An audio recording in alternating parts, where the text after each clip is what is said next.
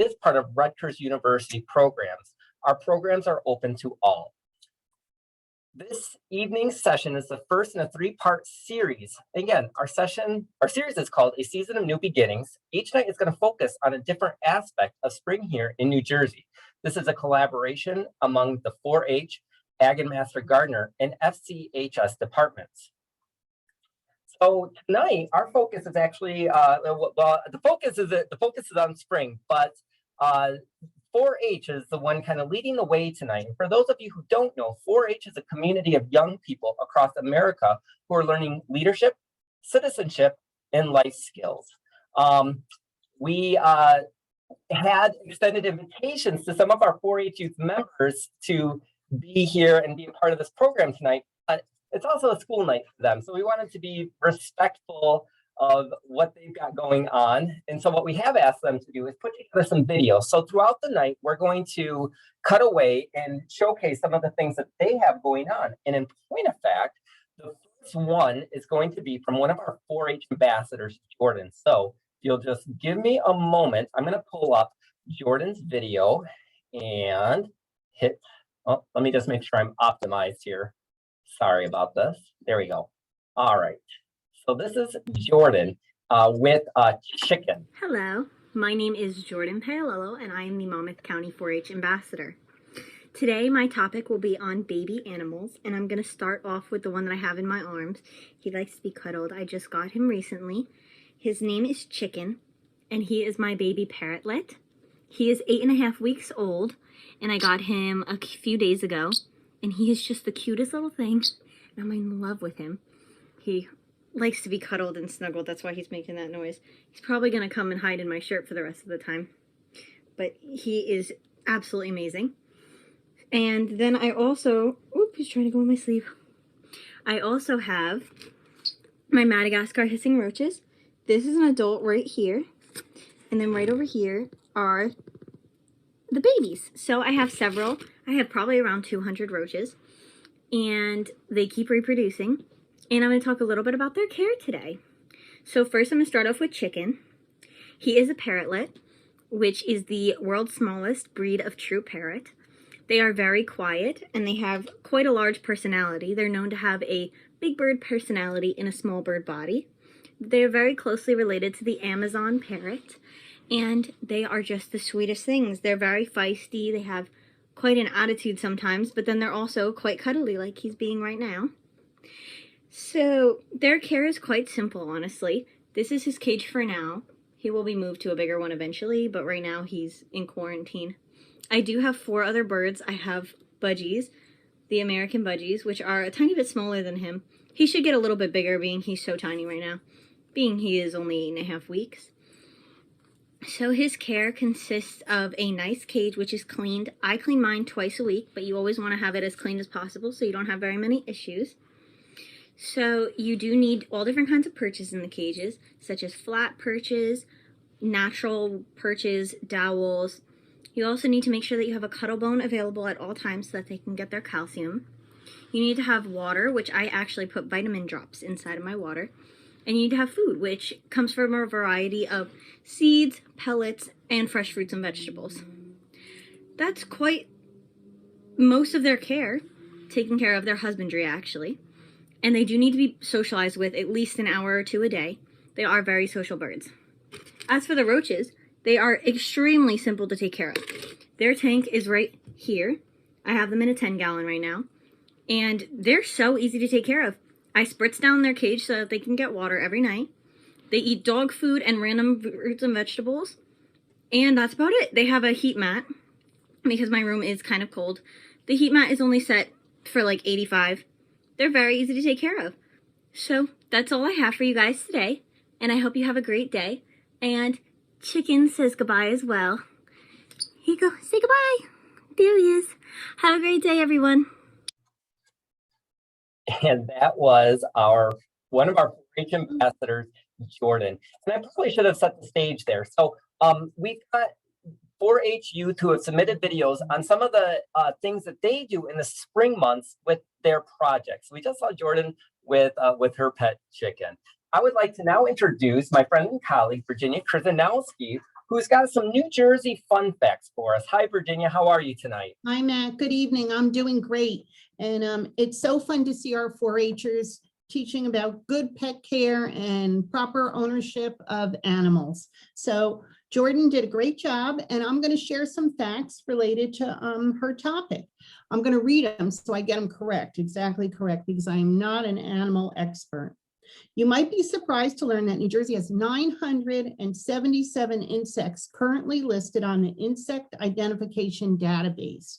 The top 5 most common New Jersey insects in order are cockroaches.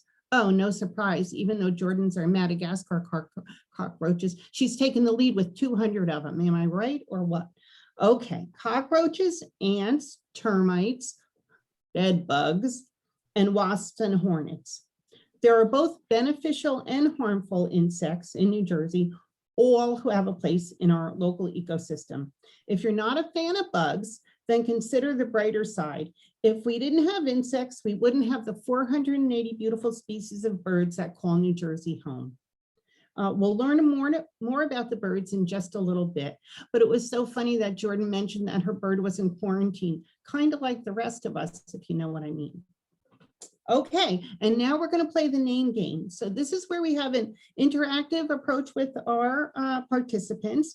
I want you to open up your chat boxes, and I want you to answer this question. What do you call a baby bug? Okay, you can start typing in the chat.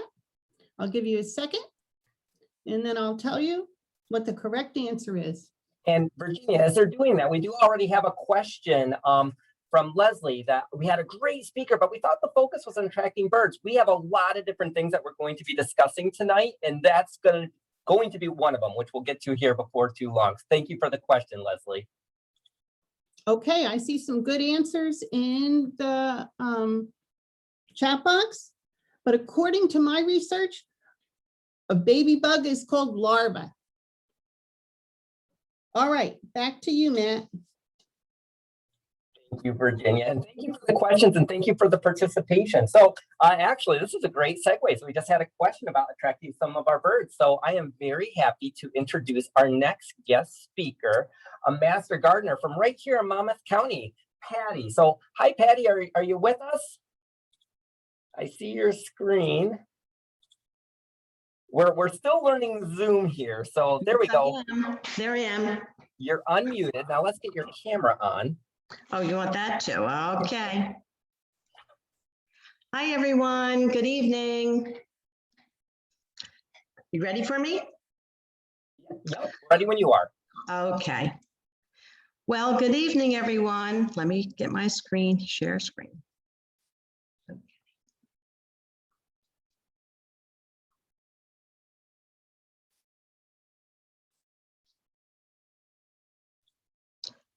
Okay, bear with me. I thought I had it. No, I don't want to leave the meeting. Okay. Why am I not getting my screen? Well, have you done share screen? I thought I did. Let me go back and try it again. Sorry. It's all good. We're all learning together. So if you look at the bottom of your computer on the Zoom. I have it, share screen. I just clicked on it and it doesn't seem to be coming up. Here we go. There we are. Let me get over here to share the entire screen. I thought I had this, but I guess not. No.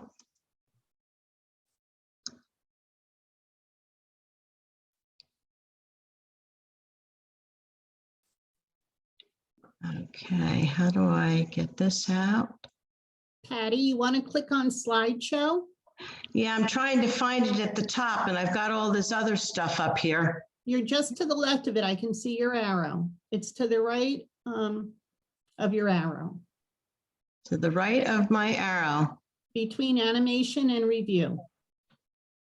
Yeah, but I can't see the words that are under, there's a black thing on top of it. So you can click on that black thing and move it down. You can move it around.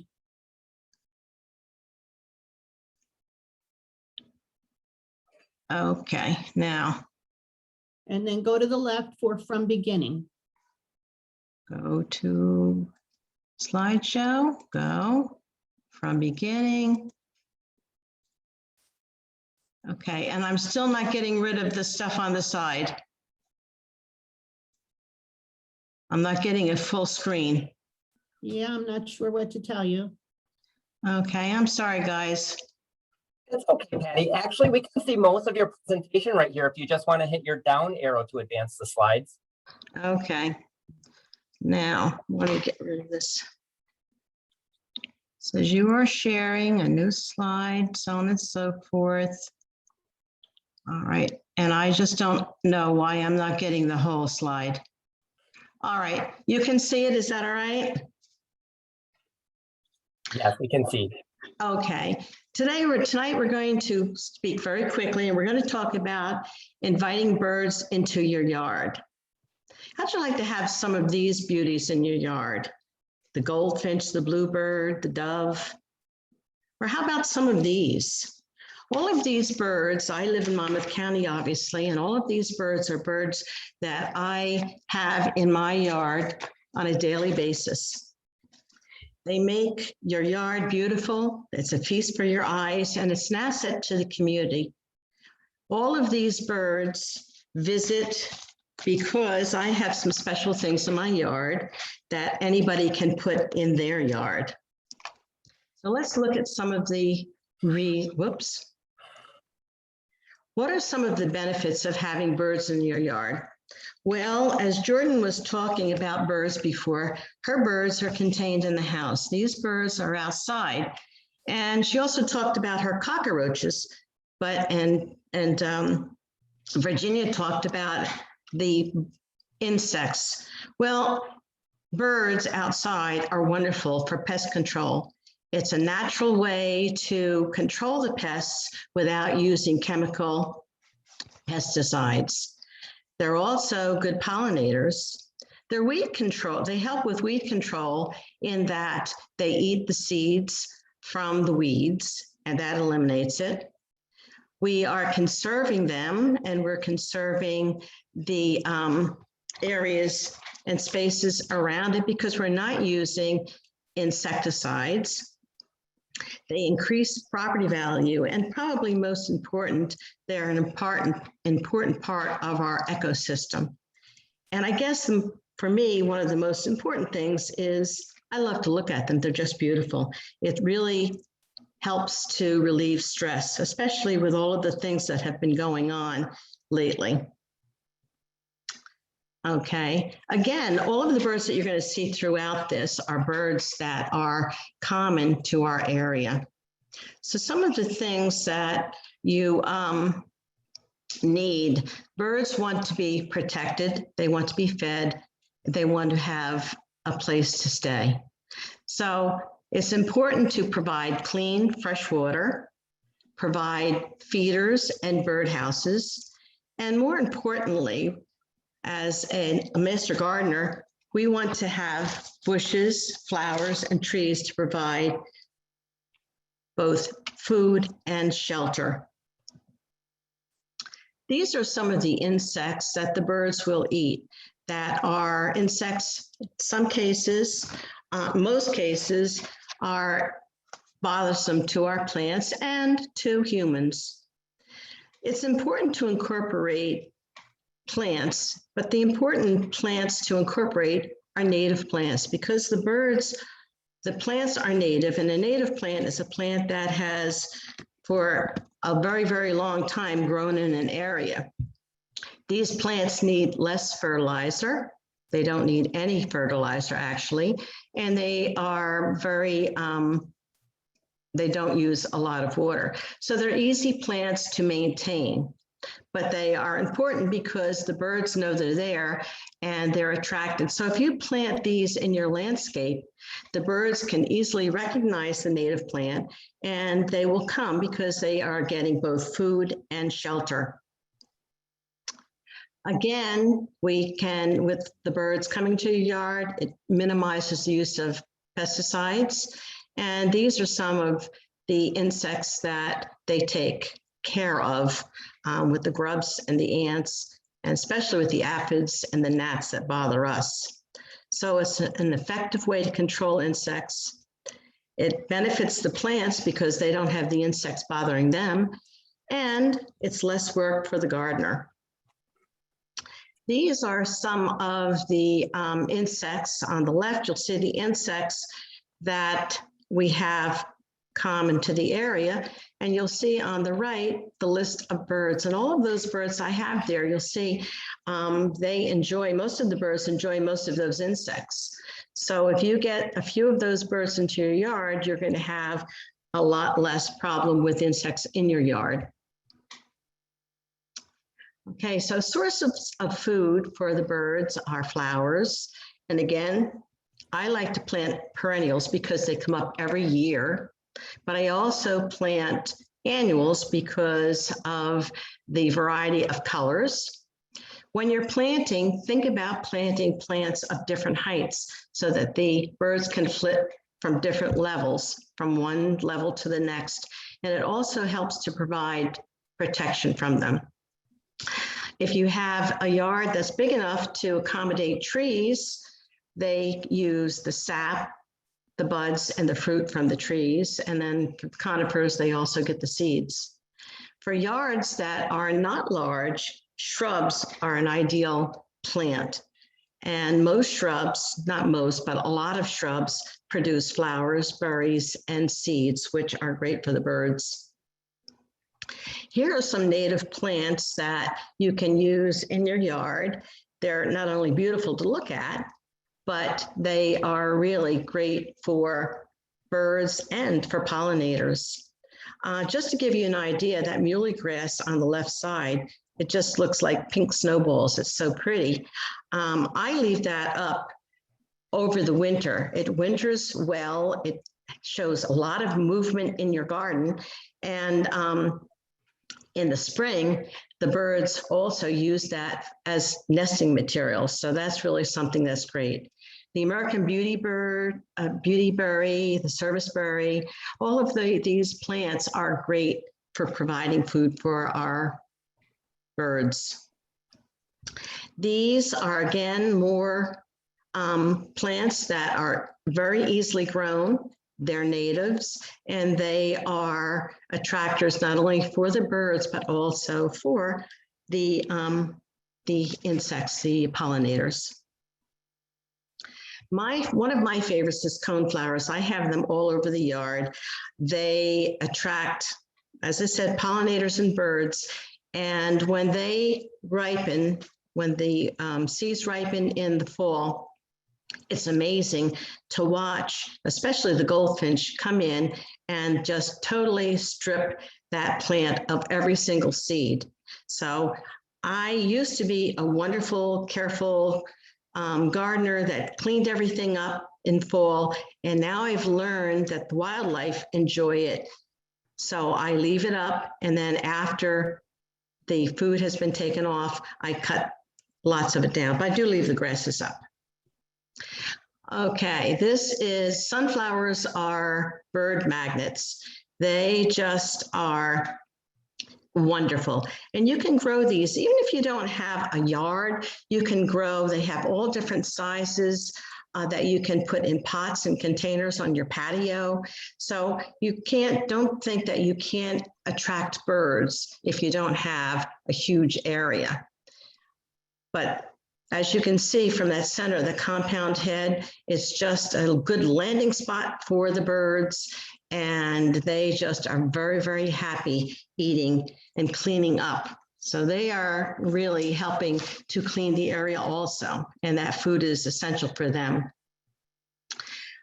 During the winter, you should have dedicated food stations because obviously things aren't growing. There are some of the things, the black oil, sunflower seeds. The list there are the things that are great for putting out for food.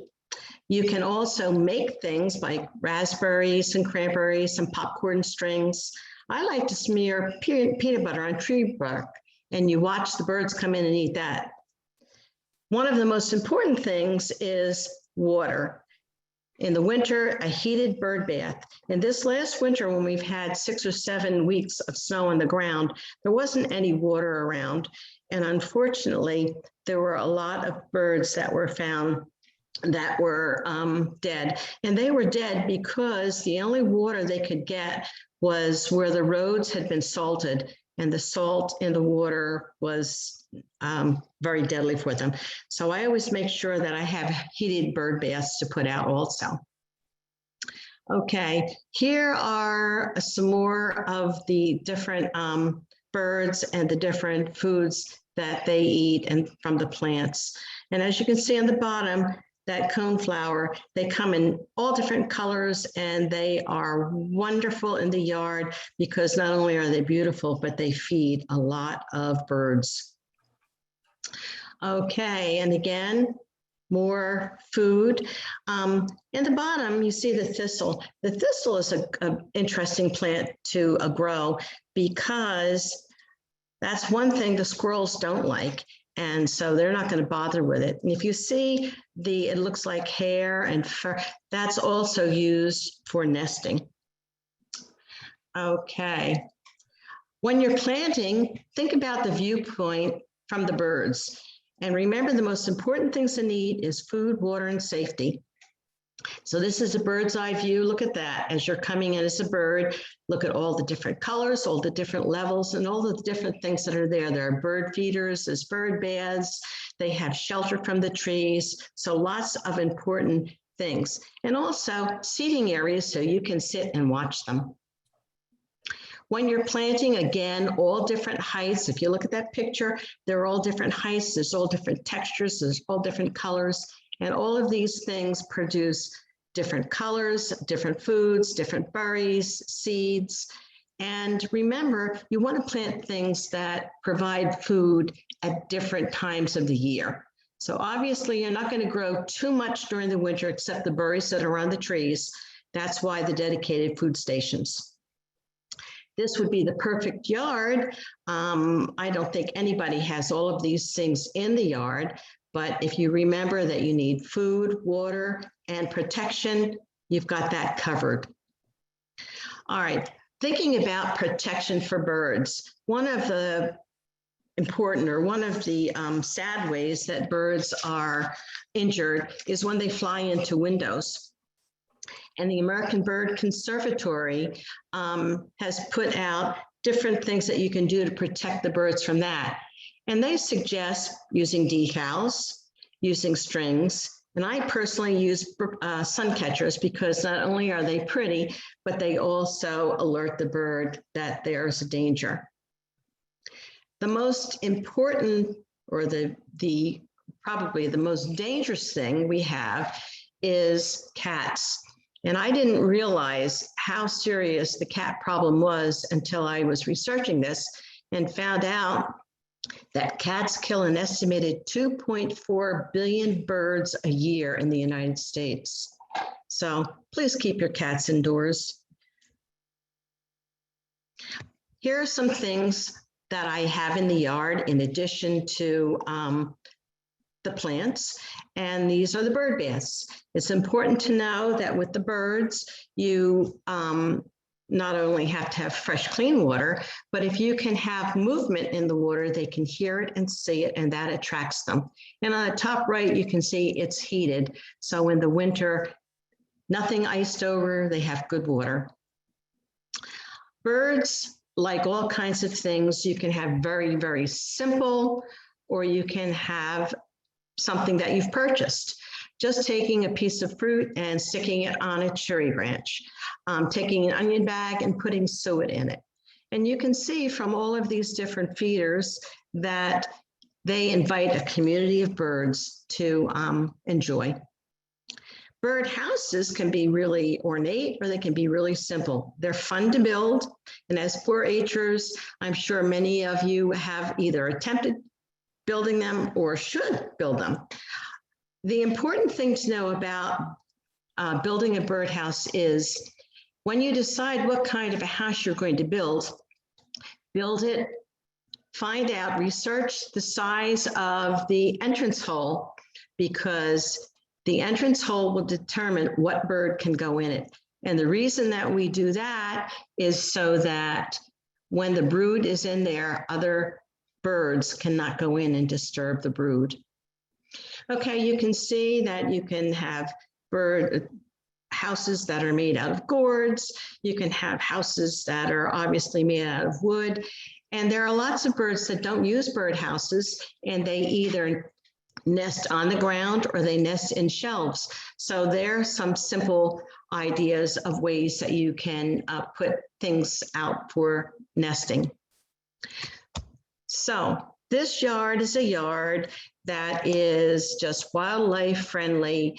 It's good for the ecology. You can see that they have rabbits in there. You can see the birds. You can see in the back, there is a mason bee house. You can see feeders, and there's all different colors and elevations, heights of the plants. So I know this was really fast, but I hope you got some ideas from it that you can incorporate in either in your yard or on your patio, because attracting the birds is not only good for your neighborhood, but it helps to encourage a healthy ecosystem. So thank you very much. All right. I hope I was close to 10 minutes. I don't know. I talked real fast. It's all good, Patty. Thank you so much. And we actually did have a question come up during your presentation. And Diane Larson, you're still here with us, right, Diane? Yes, I'm here. Hi, Diane. How are you? The question Very good. is good. The question's from Betty Lacey. It says, my condo association is planting an all-white flower garden in the entrance. Will this hurt the bird population? Yeah, no, I mean, lots of white flowers will attract birds as well. They don't have, you know, they have seeds in them and they have pollen and nectar. So a white garden is fine to use. All right, thank you. Also, Margaret Katz was asking, she has a male robin that keeps flying into her window. What's the deterrent you use? And Patty, I would just say, you know, try to put things on the window so they don't think that's clear. Exactly. That's what I have. I put, they showed the strings. I'd never thought of strings, but they show strings, but you can use decals and you can also use, as I do, the sun catchers. And that really works very, very well. All right. Well, thank you very much, Patty. That was very informative. And thank you, Diane, for helping assist with some of those questions. So again, we have lots of other topics here tonight. It's almost like a cornucopia of different things that are happening here in New Jersey in the spring. We have another 4-H youth member who is prepared a video for us. This one is from Rose. So I'm going to share my screen here and play Rose's video for all of you. Hi, my name is Rose Farah. I am the Food and Fitness Ambassador of Monmouth County, and today I'm talking to you about baby bearded dragon. On the bottom of the screen, you can see the mother and her eggs in the famous place in Australia. This is where dragons originate. These are the 3 hatchlings just coming out of their eggs. Or as I like to call them, the 3 amigos. This is the mother and her hatchlings. She puts them on her head for protection. As you can see, the baby bearded dragons are smaller than the palm of your hand and smaller than a quarter. The bearded dragon on the top left is feeding on a live cricket. Yum! And this is an angry bearded dragon. Her beard puffs out and becomes very black. Oh, look at these cute guys. There's a chef. There's also a bunny and a ballerina. This is my bearded dragon group painting. And here he is telling me what to say on the presentation. And this is my bearded dragon smiling. Only a face a face only a mother can love.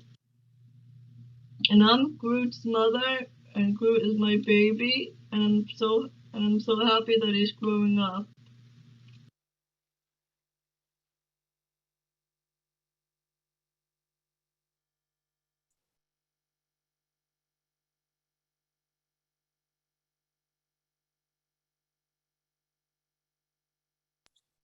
Sorry to have kept you waiting there. I was having a fun time trying to like stop share and reshare and all that other fun stuff. So that was a video from one of our 4-H ambassadors, Rose, who was just talking about lizards. Now, Virginia, New Jersey, I guess, you know, I'm not originally from here. I don't think of New Jersey and lizards, but you've got some other fun facts for us, don't you?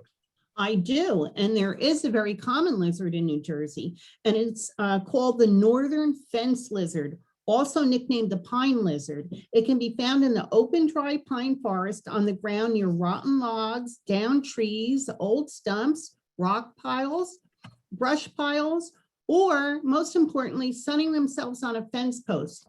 If you have a farm or you have outbuildings, a lot of times you can see them actually just attached to the side of the building sunning themselves. They just love to get warm in the sun. These lizards like to eat small insects and flies, so you'd love to have them on your property to help you with your insect population. Next time you're out for a walk in the woods, try kicking over a log to see what's living underneath it, and maybe you'll come up with the northern fence lizard. Okay, so we have another baby animal question. Get ready to type in the chat box. What do you call a baby lizard? We'll see what answers we get. We'll give everybody a second to put their answers in. And then While they're doing that, Virginia, we also have another thing with Claudia. When are we going to be ready for that? Claudia can start entering that throughout the program. Anytime Claudia has some animal sayings, we want to see if you have any answers too. It's just a fun little game. Oh, it looks like we're getting all the right answers. Okay, a baby lizard is called a hatchling, and it's called a hatchling because, as we saw, it hatches from an egg. Way to go, Rose. Good job. Okay, Matt, back to you. Thank you, Virginia, and thank you, Rose. So keeping on with our theme of having some of our 4-H'ers share with us some of the facts of their projects, I now have Alana. She's a Monmouth County 4-H'er, and she's going to tell us about guinea pigs. So let me just pull it up and cue it up, and here we go. My name is Alana, and I am the Junior Small Animal Ambassador. I will be telling you a few things about the basic needs you should know about a baby guinea pig when caring for them. The first basic need that I will be telling you about is the cage that you should be keeping them in and what it should have and look like. The best overall cage for any age or type of guinea pig is a cage with a flat bottom flooring, and the cage that it should not have is a cage that has wiring flooring, because that would cause the guinea pig's feet to hurt and it would be very uncomfortable for them. The cage should be big enough for the baby guinea pigs to be able to run around and still also have their food bowl and anything else like a hiding house or any other types of toys. The second basic need that I will be talking about is what would be their food. One of the most important recommendations that should make up the majority of the guinea pig's food is alfalfa hay and alfalfa pellets. Other foods that are good for them but shouldn't be fed daily are fresh fruits and vegetables that have vitamin C in them. Fruits and vegetables that are good for them, like a fruit, would be a clementine or any oranges because they have lots of vitamin C in them. The third and final basic need that I will be talking about is grooming. Since it is just a baby guinea pig, they don't have normally need too much grooming yet.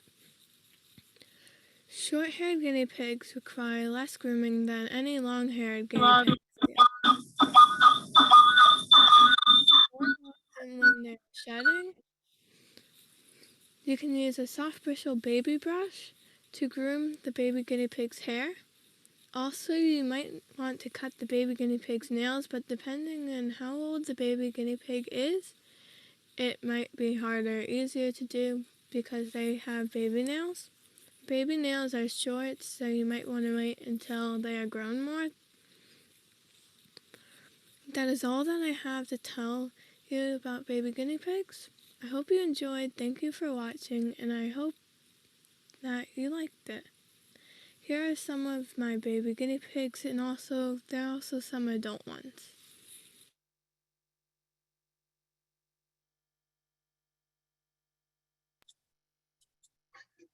Thank you, Alana, for sharing that. We may be having some technical difficulties. Our next presenter after Virginia is Meg. And Meg, just to make sure we don't have feedback issues, you have to make sure that you turn the audio off on your computer. So we're gonna try to get Meg on here, hopefully. If not, we've got her presentation and we'll make sure we get it to you fine, folks. But Virginia, what are some facts about groundhogs for us here in New Jersey? Well, speaking of pigs, they're not guinea pigs, but we're going to talk about groundhogs. They're also known as woodchucks and are considered large squirrels. Who knew that? They don't look like a squirrel to me, but they are in the squirrel family. They're among the few species that are truly considered hibernators because they sleep through the winter. Groundhog Day is popular in North America as a tradition which is observed on February 2nd when the groundhogs wake from their winter slumber. And the history behind that was Groundhog's Day was originally a hunt. The farmers all got together and they hunted the groundhogs because they didn't want them destroying their crops and, causing trouble. So they weren't predictors of the weather originally. Nothing against Punxsutawney Phil. Okay, so groundhogs are mostly herbivores. They eat a variety of plants as well as insects. Many people consider them pests because they tend to wreak havoc in their gardens. Okay, so here's my next baby animal question. What do you call a baby groundhog? And I'll give you a clue. You can have 3 correct answers. So go ahead and enter the answers into the chat box now.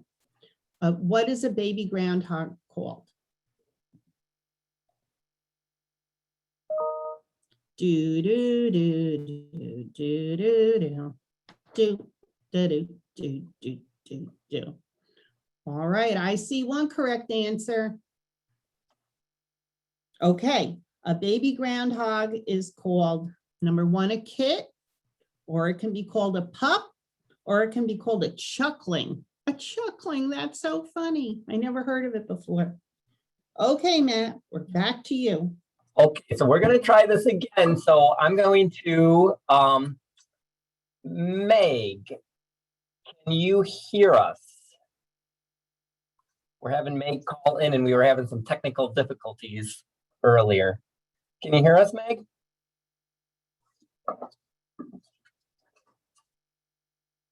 Well, we're gonna try, and if Meg can get her phone, oh. Well, I'm gonna pull up Meg's presentation. Virginia's got it up. Okay, thank you, Virginia. And if Meg can unmute herself, we'll ask her to join in. Otherwise, I'm gonna be sharing with you her presentation. So what makes there is a biosecurity program for all of us. It's biosecurity for every day. Let's keep them safe. So if you'll go ahead and advance, Virginia. So what is biosecurity? It's a list of management practices that prevent the spread of diseases. And diseases, as I think we've all become very accustomed to and aware of here this last year, are viruses, bacteria, mycoplasma, and pests. Examples of viruses can include foot and mouth disease, avian influenza, Newcastle disease, caprine arthritis encephalitis, rabbit hemorrhagic disease. Examples of bacteria may include shipping fever, anthrax, E. coli, and salmonella. And examples of mycoplasma, and I'm sure someone will correct me on the pronunciation of that, could be upper respiratory diseases, mastis, or joint diseases. And then examples of pests, intestinal parasites, which are worms, external parasites, flies, lice, and ticks, and rats and mice. Okay, Virginia, you'll advance. So, Meg, we have you? I think so. You're going to do a lot better than I am. So, Meg, you're up. I'm going to turn my camera off and turn it over to you. Can you actually hear me? Yes. Hello? We can hear you, yes.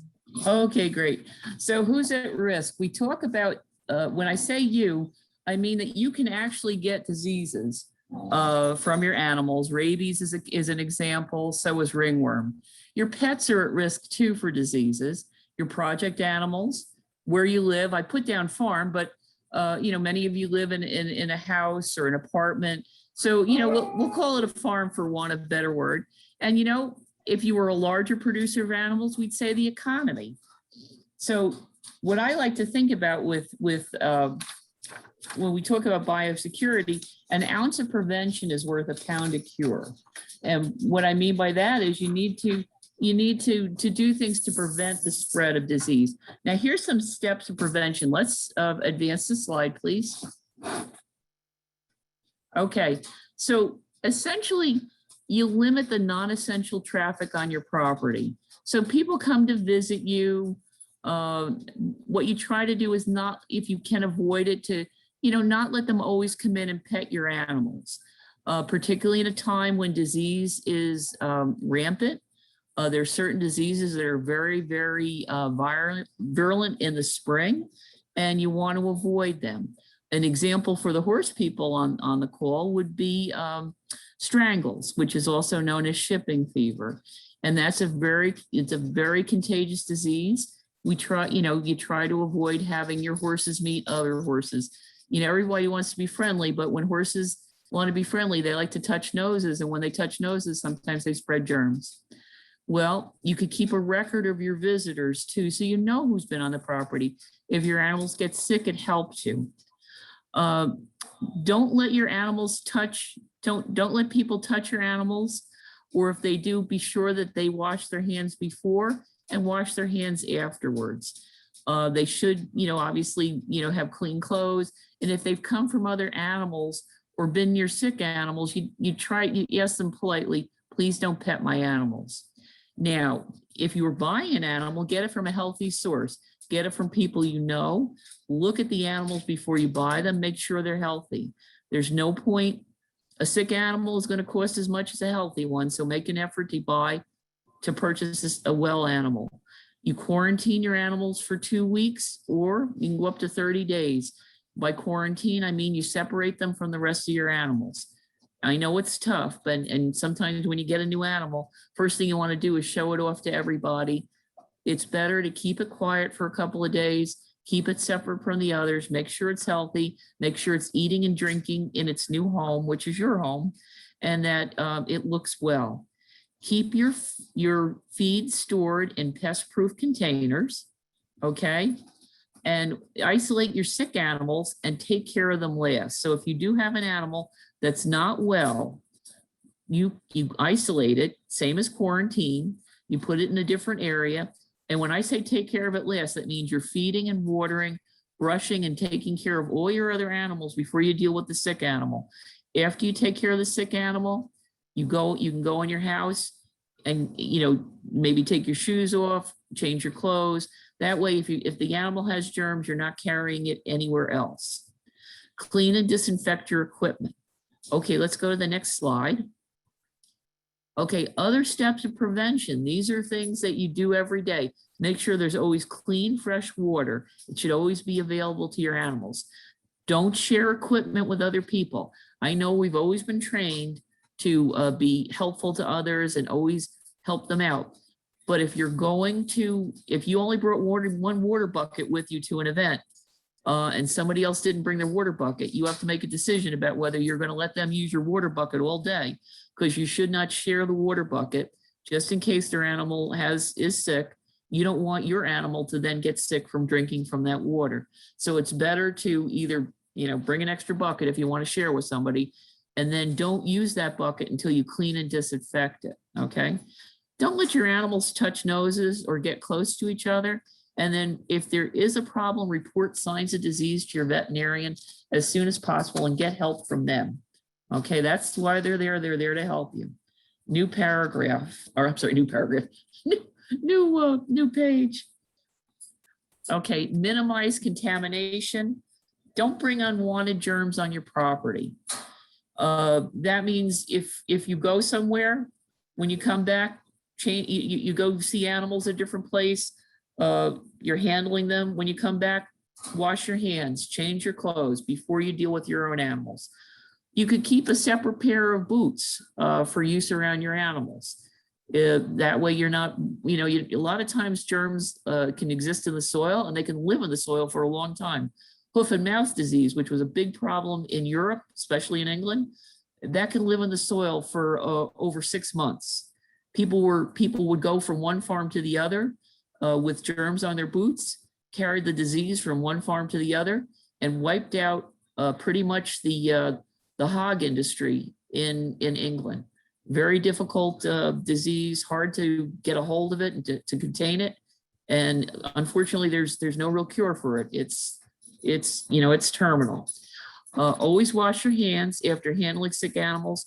I recommend you wash your hands anyway. I know when I was growing up, sometimes I wouldn't think about it and I would be doing all sorts of things with my horse, and then I'd go and eat my lunch. And I thought to myself, I was just lucky that I never made anybody sick or made my horse sick. But as you get older, you try to be more careful. There's different types of disinfectant you can use. Bleach is fairly easy to use. You can get it in any store. And basically it's 1 part bleach to 9 parts water. I mentioned a foot bath in there. Some people use that in situations where they have sick, large animals on their property. And that could be anything from a pan that you put water in, probably about 1.5 inches of water, because you're just disinfecting the bottoms of your shoes. You're not looking to disinfect your entire boot, and you're not going to go up 6 inches of water. You just need enough to disinfect the bottom, the soles of your shoes. And then in some cases, they recommend you spray disinfectant on your vehicle tires before returning it to your property if you go to another site where there's animals and you're coming back. Some people do it, some people don't. Remember, you're the best protection your animals have. Be alert, be aware, and keep them safe. Okay, thanks very much. I hope I didn't put you to sleep, so I hope it was useful. It very much was, Meg. That was a lot of really good information, I think, especially because of these times that we're finding ourselves living through. That's some very pertinent and important information. So thank you very much, Meg. You're welcome. So let's see here. Again, thank you, Meg. I'm gonna share my screen yet again. We have another 4-H member, rather. This is Ella, who has some information that she'd like to share. Hello, my name is Ella, and I am the Senior Small Animal 4-H Ambassador. My video is on wild baby rabbits and what to do if you find a nest of them. I hope you enjoy it. In my yard, there have always been wild rabbits. I've seen them inside our pole fence, near the front door, and even in the snow. Not too long ago, my dad was mowing the lawn when he saw a tufted grass move. He stopped the mower and then inspected the grass. He found a nest of baby rabbits. He got me and showed me, and we took a video. Here's the video.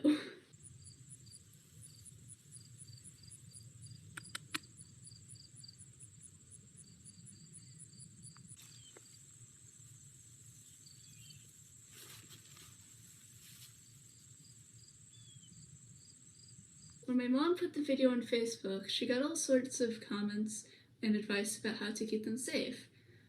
So I researched for this presentation at the Humane Society's website. First, don't assume the babies are abandoned. Their mother feeds them twice a day, but leaves them for their own safety. If you have disturbed the nest, make sure to leave the nest the way you found it, replacing any grass covering that may have been disturbed. If you want to see if the mother has abandoned her babies, lay strings of yarn or twigs in a grid pattern over the nest, and then check the next day to see if they've been moved. If the grid has been moved, that means that the mother hasn't abandoned her kits. After baby rabbits are about 3 weeks old, they start to leave the nest. By this age, they should be the size of a chipmunk, fully furred, with their eyes open and ears erect. A way to avoid damaging a nest is to check to see if there are any in the area before mowing, especially if you have long grass. Another way is to check on outdoor pets like cats and dogs, because they are a threat to rabbits if they find them. If a rabbit has been attacked by an outdoor pet, it is advised to get a wildlife rehabilitator or a veterinarian immediately. It's also advised to not handle wild animals unless you must. In most cases, you don't have to, but if you do, you should wear gloves and you should wash your hands immediately afterwards. That concludes my presentation. I hope you found it informative. All right, so another 4-H for sharing with us some of the things that she's learned here. So Virginia, you're back. You've got some facts about rabbits to share with us, yes? I do. The Eastern Cottontail rabbits, which are the kind that we have in our area. They can have up to 7 litters each year, but generally average 3 to 4 litters annually. Each litter can contain between 1 and 12 babies, with the average being 5. And the reason rabbits reproduce so often and have so many babies is, of course, because they're prey. So unfortunately, they get eaten a lot. So they've got to have a lot of them to keep the breed going. Okay, the female rabbit is called a doe, and giving birth is called kindling. So this is my question for you. What are baby rabbits called? And if you paid close attention, Ella did say it. Okay, type it in the chat and we'll see who gets it right.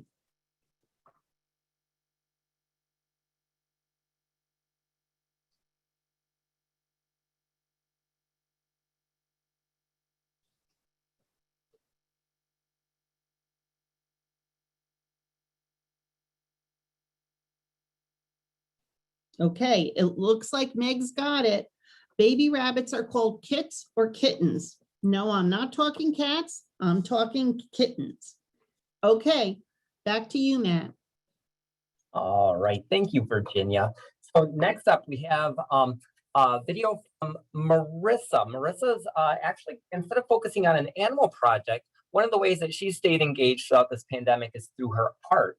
So she's put together this video for all of us here tonight. Hi, my name is Marissa. I'm the 4-H art ambassador. My video is going to be on photographing and drawing/painting baby animals. I hope you enjoy. Spring is the perfect time of year to go out to your parks, your beaches, and start photography or get back into it. There's so many interesting plants and animals out this time of year, and there's always a lot of baby animals. This is a picture I took back last spring. It's of an osprey flying to its nest. Photography allowed me to capture some amazing moments. I was there and I got some photos of when the baby ospreys started to learn how to fly. And I was able to see them grow through my photos of them. Here's a picture of some ducklings. They were playing in a pool of water near the ocean.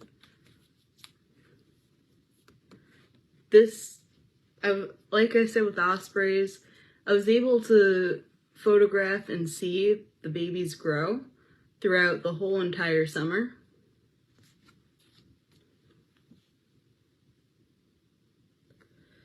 And with these photos, I was able to create my own artwork.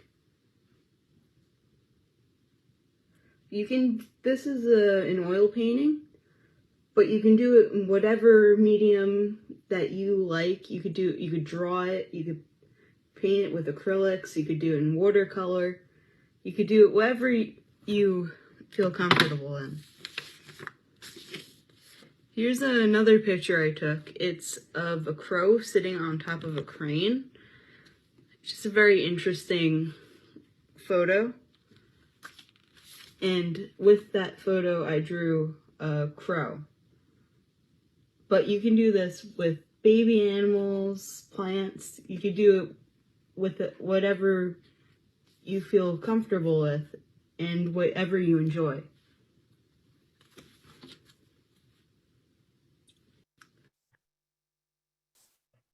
And that was Marissa with her video. And so Virginia, what Marissa does, all of our 4-H'ers up to this point have talked about some of their animals that they're taking care of. And Marissa took a different approach. She showed some things that she does with the idea of animals, but not necessarily animals of her own. Now, are there things that people in Monmouth County can do if they don't own animals, but they still want to like kind of just see some animals?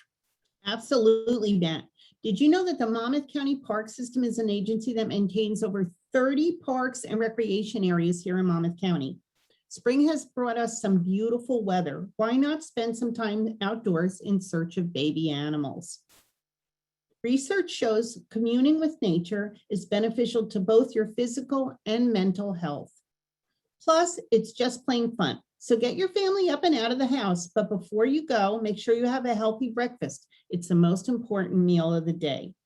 The most important rule to remember when encountering wild animals, especially baby animals, is to leave them be. The parents may leave the babies alone for a long period of time while foraging for food. Only intervene if an animal is injured. And if you have to, reach out to your local animal authorities. They will connect you with a certified wildlife rehabber that will know the proper care for this animal. Okay, so here's our final baby animal question. What do you call a baby frog? There's 2 correct answers for this. So go ahead and type it in the chat box. We'll see who gets it first. And Marissa, I was so impressed with your artwork. You're so talented. What a wonderful job. Jordan, you're getting them every time, but there's another one. Can anybody else guess? Jordan put in tadpole, and that's correct. And there's one other name for it. Remember that a baby frog goes through different stages.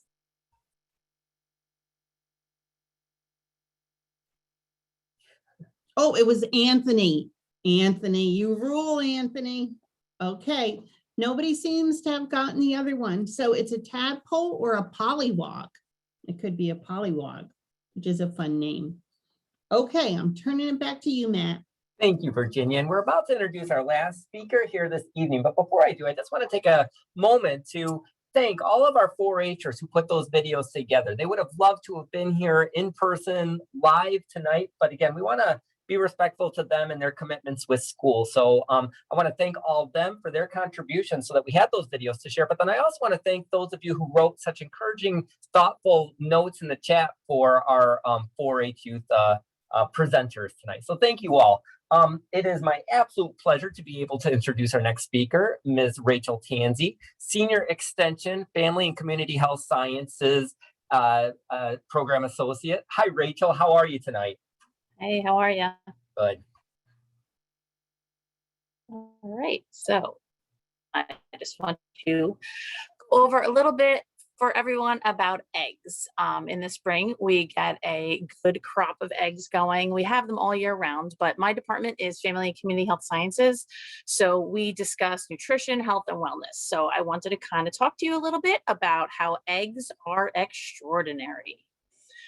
So eggs are absolutely extravagant. They actually range both in size and color. If you were not aware, typically the ones we find in the store are white or brown, but they can range in a various amounts of different shades of all those colors, all the way to olive green. Just really depends on the type of bird they come from. And the yolk that you will see on the inside of the egg also may vary in color from light yellow to orange to even a reddish color. That actually is enhanced by whatever the bird is feeding. So anywhere from grasses to hays to insects and other sorts that they are fed, and the grains that will affect the color of their yolk. All of which are very healthy for us. None of that is affected by the nutrients.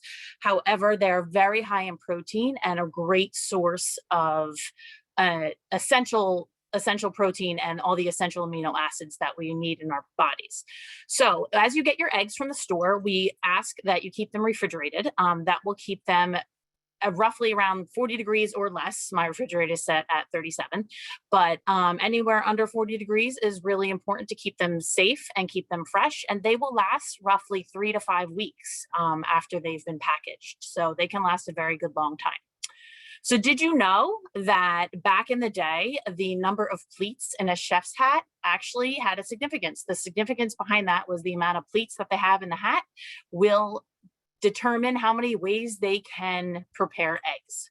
So the more ways they were, the more pleats they had.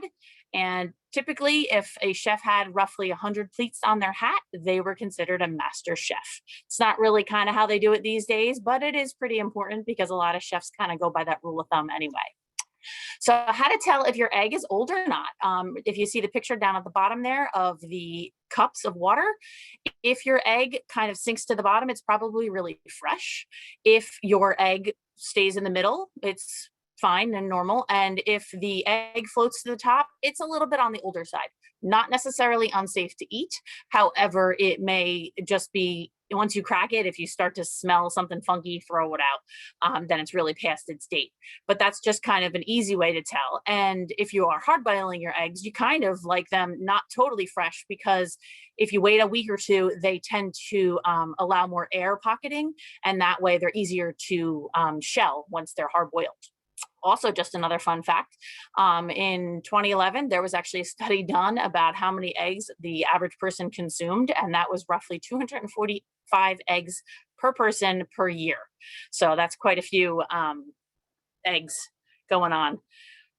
A little bit of the egg know-how, just in case you start seeing some packaging details. I just wanted to give you some terminology that you might see. If it says they are cage-free, that just means they're not held and cooped into tight cages. If it says they are free range, that means have some time throughout the day to roam the maybe property or the pastures and things like that.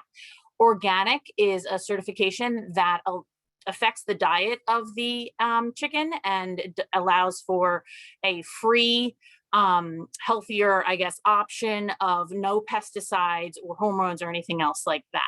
Pasteurized eggs actually go through a process that kill any of the bacteria and salmonella, and they're heated in the shell just for about 3 minutes to 145 degrees, therefore creating, a healthier version that has less pesticide and less salmonella and bacteria. Getting the scoop on eggs, we basically just wanted to go over a little bit here about just the different gradings of eggs. The USDA, they grade our eggs.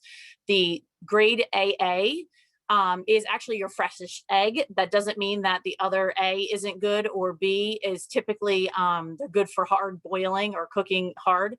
But the shield is really what you're looking for, that the carton might bear. A lot of different states are actually requiring this now, so that you'll see the different grading.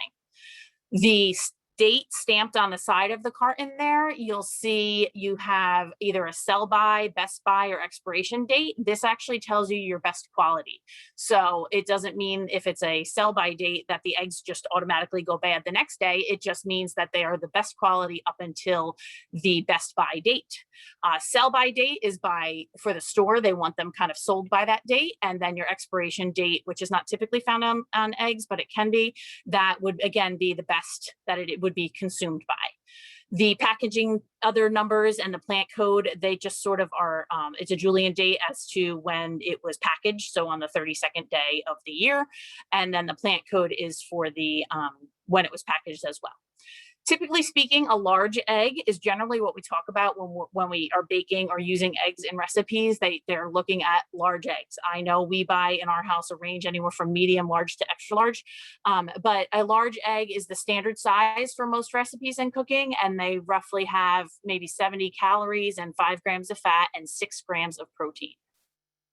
These are just some pictures of a few different ways that we like to prepare our eggs and have many different options.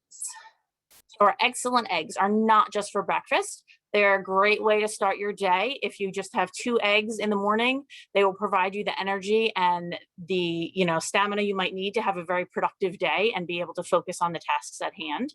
They are a complete protein, as I mentioned earlier, with 9 essential amino acids that are helped and used in our body to build and synthesize hormones and neurotransmitters and help our brain function and our muscles stay strong. 2 of those eggs in the morning give you 13 grams of power punching, high quality protein. So that's a great way, again, to start your day, and having maybe a little avocado toast with it, with that healthy fat, and a whole wheat piece of toast. That's a great, well-rounded breakfast. And they are also loaded with many other vitamins, minerals, iron, and carotenoids that have plenty of benefits for the body. So not only do you need to eat them as breakfast items, but putting an egg over your vegetable bowl, maybe in the evening with some rice, is a great, well-balanced meal, and using them in other varieties as well. A go-to staple, having some eggs on hand and providing a lot of protein and nutrients for you and your family would be wonderful. Just listed here, many of the various ways that we can be using our eggs. And I just wanted to make sure that you are mostly excited to enjoy your eggs. And here I have a little video. It will be just like 2 minutes. So let me just grab that for you.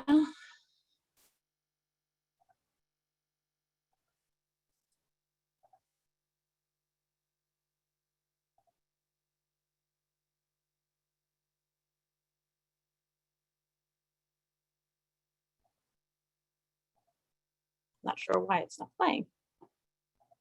Okay, well, that's not working. Guess we're just having lots of technical difficulties tonight. I'll try one more time, but I'm not sure if it's going to start.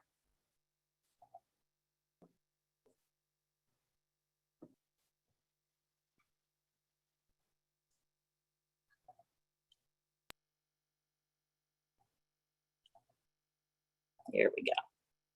Should start now.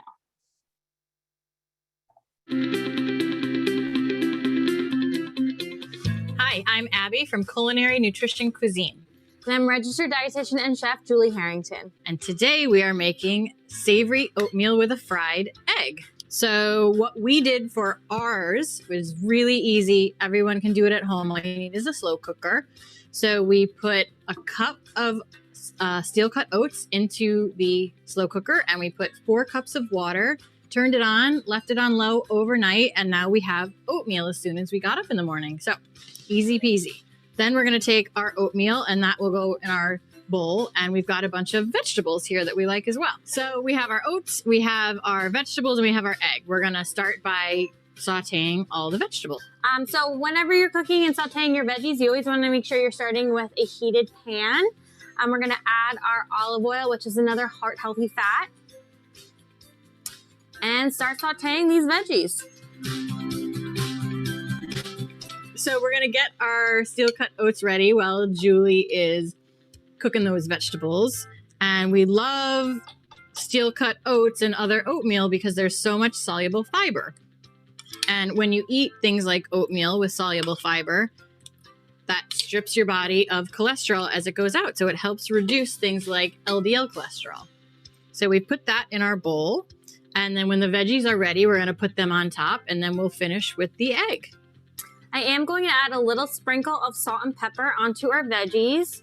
When we're cooking with salt, we want to use salt to enhance the flavors that we're working with, not to make our food taste salty.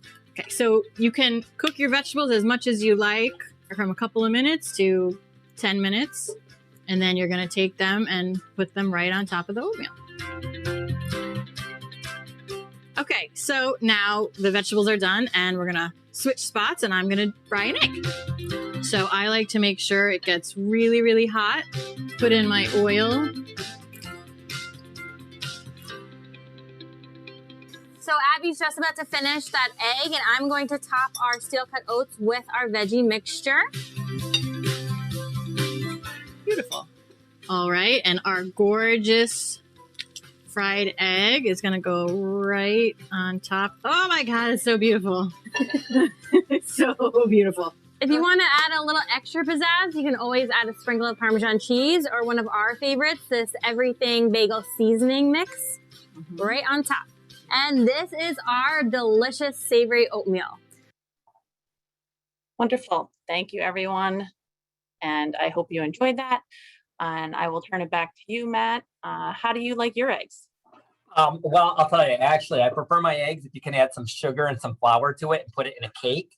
Those are my favorite kind of eggs right there.